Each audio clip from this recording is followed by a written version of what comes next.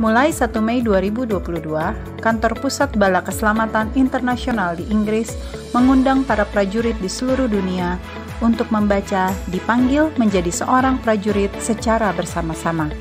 Kita akan fokus pada satu bab buku di setiap minggu. Kita berharap untuk saling berbagi cerita tentang transformasi dan mendengar bagaimana Tuhan bekerja dalam kehidupan kita semua. Kita dipanggil untuk terlibat dalam gerakan global ini, membaca dan merenungkan, mendiskusikan buku Dipanggil Menjadi Prajurit secara pribadi, dalam kelompok kecil, atau secara bersama-sama di korps kita masing-masing. Jenderal Brian Peddle mengatakan, tindakan kita sebagai prajurit ditentukan oleh apa yang kita yakini. Oleh karena itu, kita harus meluangkan waktu untuk mempelajari panggilan kita sendiri, untuk merenungkan apa yang kita yakini dan mempertimbangkan dampak iman terhadap cara hidup kita.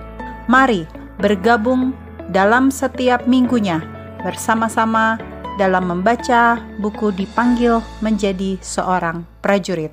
Haleluya! Haleluya! Kembali bersama saya dengan Letnan Kolonel Sasti Lempit dalam membaca buku Dipanggil Menjadi Seorang Prajurit dalam bab yang kedua. Pada hari ini saya bersama-sama dengan Mayor Wilna Upe, Sekretaris Kandidat Teritori, akan membaca buku bab yang kedua ini. Mari kita membaca. Saya percaya dan menaati kebenaran-kebenaran firman Allah seperti yang tercantum di dalam pokok-pokok keyakinan Bala Keselamatan. Dalam bab 2 ini ada 4 hal penting yang akan kita pelajari. Yang pertama, pentingnya iman yang hidup. Pentingnya doktrin sebagai konsensus umat beriman yang berakar pada pemahaman gereja akan Alkitab. Akar sejarah doktrin Bala Keselamatan, pola iman Kristen yang dinyatakan dalam doktrin Bala Keselamatan. Iman dan praktek umat Bala Keselamatan berakar pada Alkitab. Pengalaman pribadi dan warisan gereja Kristen. Asas keyakinan Bala Keselamatan ditetapkan dalam 11 pengakuan iman yang disebut doktrin. Bagi umat Bala Keselamatan, iman dan tindakan selalu saling terkait. Percaya kepada Yesus sebagai Tuhan bukan sekedar penerimaan intelektual. Hal ini mengubah apa yang kita lakukan. Siapa kita dan menjadi siapa kita. Semua ini harus hidup atau nyata. Dan melalui kehidupan ini, setiap pengalaman individu akan Allah berkembang dan bertumbuh. Iman mengantar pada penemuan hidup baru yang ditandai dengan menjadi milik Yesus. Alkitab adalah pusat pemahaman dan praktek dari iman Kristen kita. Ketika kita membacanya, kita menemukan bahwa Alkitab mempunyai makna bagi kehidupan, baik bagi diri kita sendiri dan lingkungan sekitar. Alkitab menjadikan kita umat Allah dalam generasi kita. Saat kita mengembangkan kebiasaan membaca, terhisap dalam Alkitab, dan merefleksikannya dalam terang pengajaran Kristen, kita lebih mengenal siapa Allah dan menemukan bahwa semakin kita memahami, semakin lebih lagi ingin mempelajarinya. Alkitab bukan sekedar sejarah tentang umat Allah. Alkitab memiliki kapasitas untuk mengajar, memberi tantangan, mengilhami, dan menghibur. Bahkan ketika diterjemahkan ke dalam bahasa dan budaya yang sangat berbeda dari pengalaman penulis aslinya. Makna rohani yang ada dalam arti penting teologi inkarnasi Yesus dirangkum dalam beberapa kata. Firman itu telah menjadi manusia. Kita bisa membacanya dalam Yohanes 1 ayatnya yang ke-14. Kedahsyatan anugerah Tuhan dinyatakan dalam sebuah ekspresi penyataan yang tegas. Oleh karena Kristus telah mati untuk kita ketika kita masih berdosa. Roma 5 ayatnya yang ke-8. dan standar tertinggi dari kehidupan kita sebagai seorang Kristen dijelaskan dalam prosa yang indah dalam 1 Korintus pasalnya yang ke-13. Dengan kesimpulannya yang menantang dalam ayatnya yang 13, dan yang paling besar di antaranya ialah kasih. Alkitab merupakan otoritas yang di depannya, yang dengannya kehidupan Kristen diukur. Apa yang kita lakukan sebagai orang Kristen tampak dari interaksi antara pemahaman kita dan iman kita. Hubungan pribadi dengan Allah dan pengalaman kehidupan kita di dunia. Tugas gereja dalam setiap generasi adalah untuk aktif mempertahankan cara-cara hidup yang taat pada otoritas Alkitab dan setia pada warisan Kristen. Doktrin merupakan sejarah dari bagaimana gereja menafsirkan iman.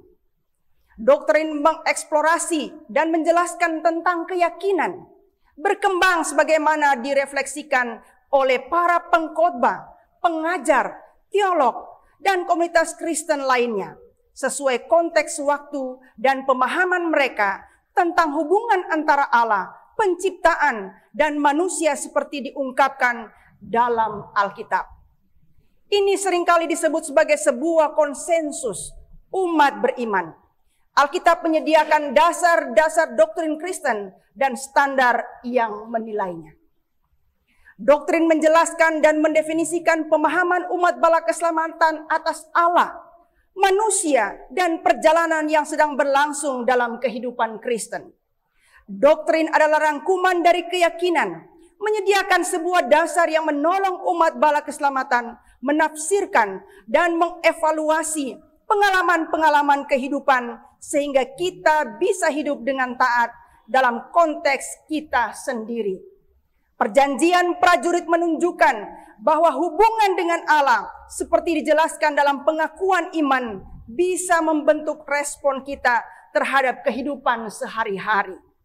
Ketika hubungan kita dengan Kristus semakin bertumbuh, doktrin akan menuntun perilaku, pikiran, motivasi, dan perbuatan kita.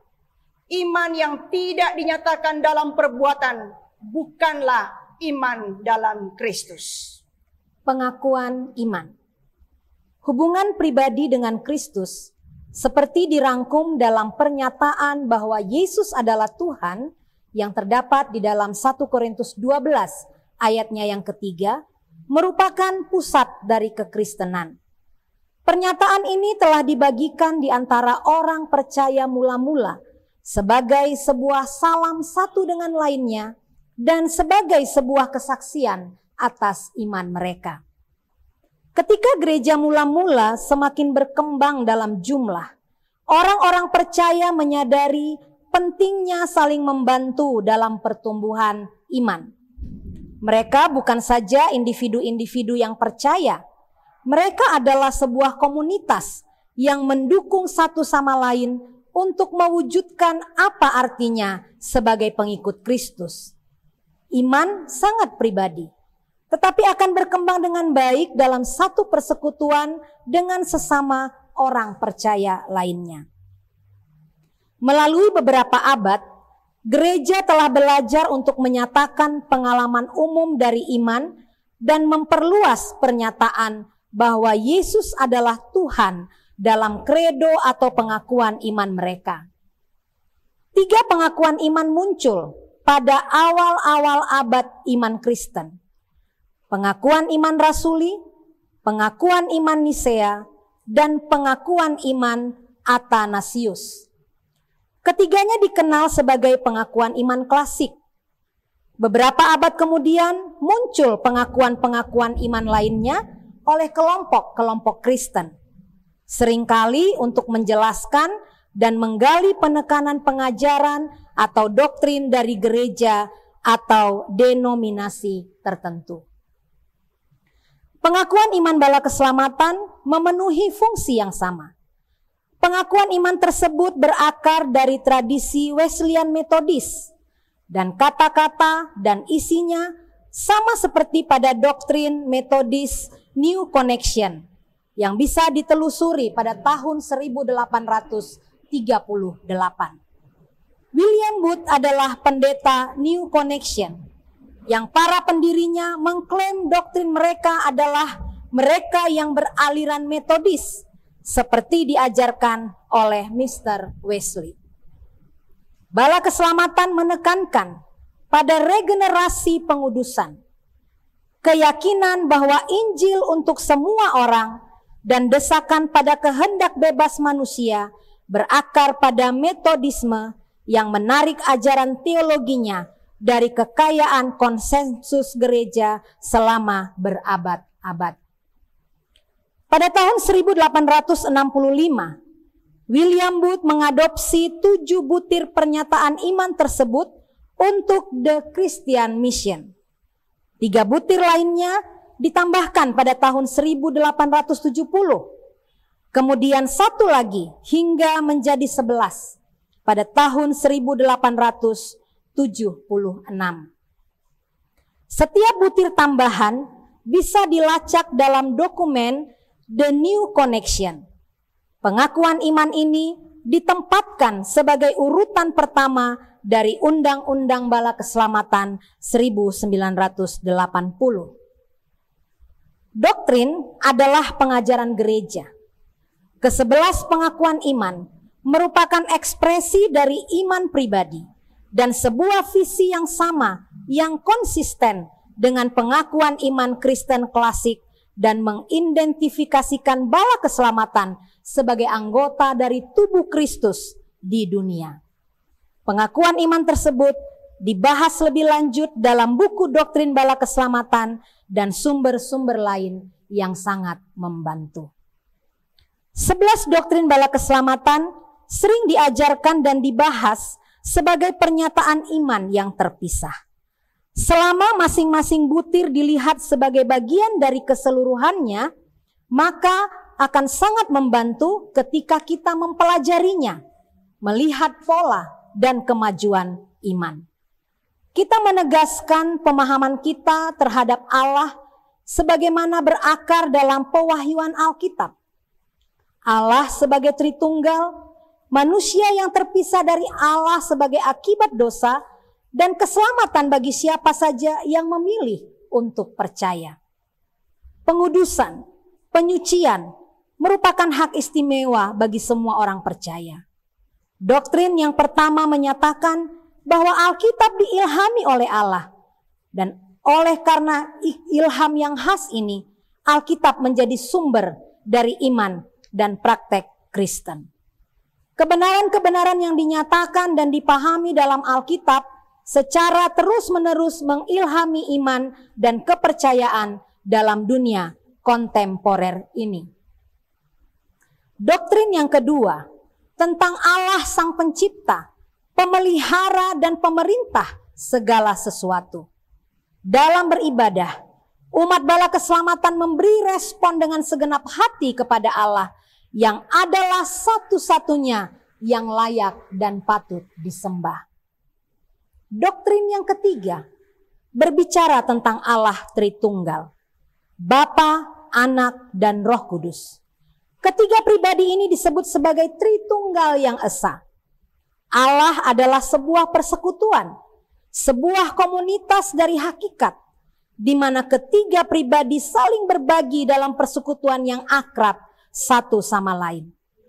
Tritunggal merupakan cara untuk menggambarkan Allah sebagai Bapa dan Pencipta, Anak sebagai penebus, sahabat, dan pembentuk para murid, dan Roh sebagai pribadi yang menguduskan kita, menghibur, dan menguatkan kita sebagai umat-umat Allah. Doktrin yang keempat fokus pada Anak sebagai manusia sesungguhnya dan unik, sekaligus Tuhan yang membawa keselamatan dan transformasi. Doktrin kelima menjelaskan apa artinya menjadi manusia dan kejatuhan yang memisahkan mereka dari Allah, dan yang hanya bisa ditebus oleh anugerah Allah berupa Yesus dan pengorbanannya di salib. Doktrin 6, 7, 8, 9, dan 10 secara bersama-sama berbicara tentang tema besar Alkitab, interaksi yang dinamis, anugerah Allah, respon manusia, dan tindakan Allah dalam kehidupan kita ketika kita memilih untuk percaya kepadanya. Doktrin-doktrin tersebut berisi ikhtisar jalan pada keselamatan, keberlangsungan kasih karunia Allah, dan perjalanan dari mereka yang datang beriman dalam Kristus dan yang terus-menerus ditransformasi atau diubahkan menjadi kudus. Doktrin 6, 7, dan 8 membahas secara khusus karya pengorbanan Yesus di kayu salib, kesempatan untuk memperoleh keselamatan bagi semua orang, dan respon yang diperlukan untuk keselamatan. Doktrin 9 dan 10 terkait erat bahwa keberlangsungan keadaan diselamatkan adalah perlu guna pertumbuhan, kekudusan, dan keserupaan dengan Kristus. Doktrin 11 membahas keselamatan akhir dan konsekuensi dari pilihan kita dalam hidup ini.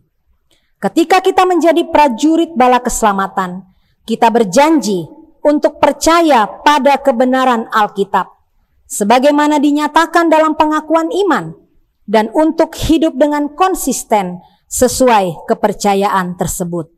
Kebenaran-kebenaran rohani yang dinyatakan dalam doktrin memberi ekspresi praktis dalam perjanjian prajurit. Sebagai refleksi bagi kita bahwa iman dan tindakan selalu terkait. Dapatkah iman kita membawa dampak dalam kehidupan kita sehari-hari? Demikianlah kita telah selesai membaca bab yang kedua dari buku Dipanggil Menjadi Seorang Prajurit. Dan mari kita terus membaca bab yang ketiga pada hari Minggu tanggal 22 Mei 2022.